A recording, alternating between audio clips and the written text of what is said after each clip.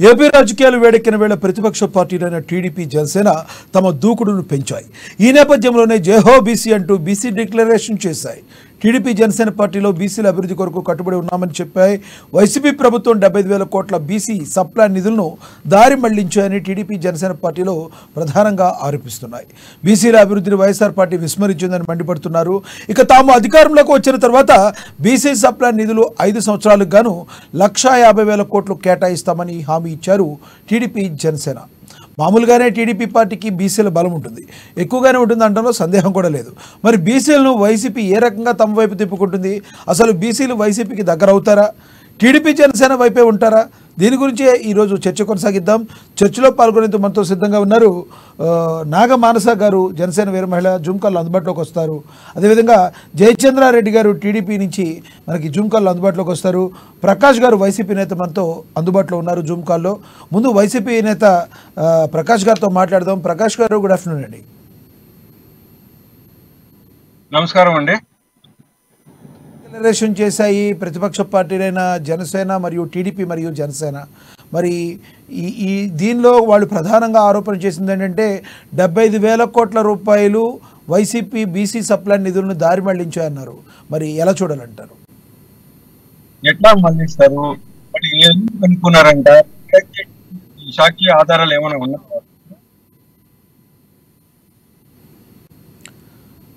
చెప్పండి sir, please continue. వాళ్ళకి ఏమన్నా తెలుసా? దాని గురించి ఏమన్నా తెలుసా? వాళ్ళకి ఎట్లా మళ్ళిస్తారు, ఏమి చేశారు వాళ్ళకి ఏమన్నా తెలుసా? నా మాట క్లియర్ గా వినిపిస్తుంది. మీ మాట క్లియర్ గా వినబడటం లేదు. కొంచెం మీరు కారులో ఉన్నట్టున్నారు, అది మూవ్ అవ్వకుండా ఉండేది చూస్తే బాగుంటుంది సార్.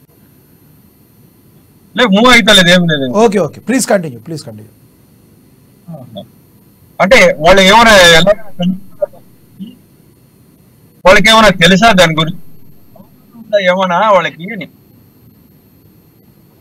సార్, మాట్లాడింది చంద్రబాబు నాయుడు గారండి. ఆల్రెడీ 14 సంవత్సరాలు ఆయన సీఎంగా చేస్తున్న వ్యక్తి. ఆయనకి ఏమీ తెలవకుండా అని కాదు, కానీ మీరు అన్నట్టు సాక్ష్యాలు ఉన్నాయా లేదా అన్న దానిలో అది మీరు చెప్పాలి. 75,000 కోట్ల రూపాయలు దారి మళ్లించారు, బీసీలని సరిగ్గా చేయలేదనేది ఆయన ప్రధాన ఆరోపణ. ఇప్పుడు మీరు చెప్తున్నారు కాబట్టి మీకు అడుగుతున్నారు. ఎందుకంటే BC back bone YSRP government కి బ్యాక్ బోన్ లాగా బీసీ మన బీసీ అంటేనే ప్రాంతం.